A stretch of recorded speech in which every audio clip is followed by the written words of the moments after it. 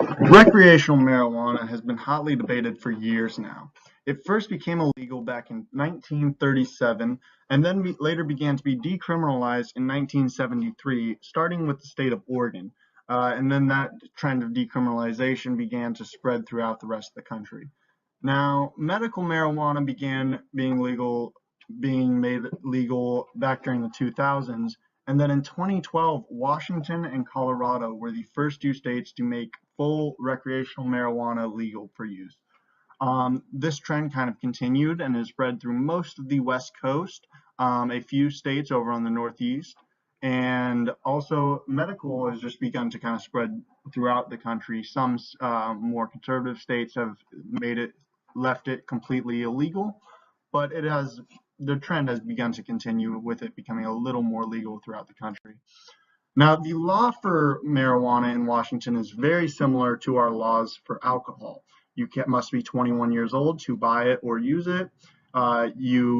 It can only be sold at places with a license to sell it, and you can't drive while you're under its influence, and you can't drink it, or in alcohol's case, drink it, or in marijuana's case, smoke it in the public view. Now, there are a few things that make it a little more strict than alcohol. So, for instance, there are multiple limitations on different forms of marijuana you can have in an effort to make sure that people are not selling it illegally.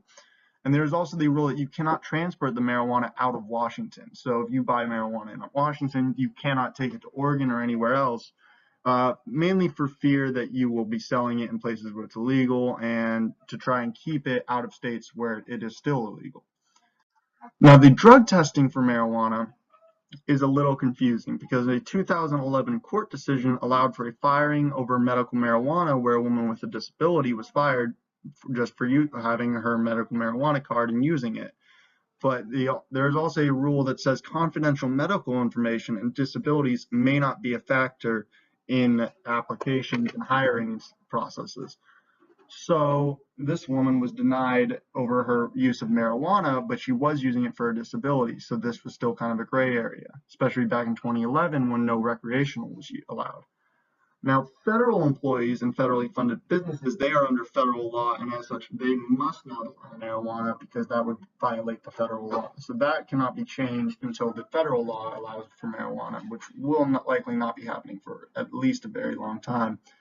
And private employer drug testing is not actually addressed in the Washington marijuana law, so it is very much up to the private employer what to do at this time. Now, some issues with this can be very easily seen right off the bat, which would be that people are being denied work basically just for doing a recreational activity away from work. So people are smoking marijuana like 2 weeks ago and then go for a job application and they will get denied because they can't pass the drug test, even though it was only something over 2 weeks ago and it was fully legal.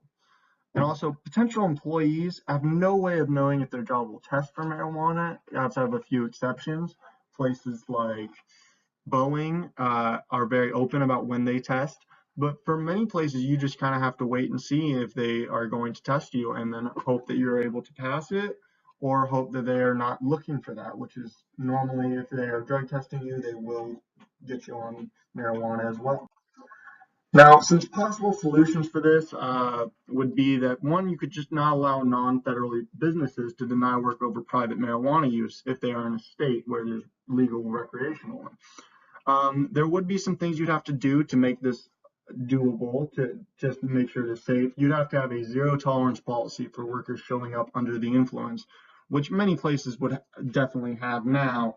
But also, not only that, you'd also have to take the Boeing route, which is that if there is an incident happening where someone is injured or something dangerous happens, you could then drug test and make sure that they're not under some kind of influence that might have caused that.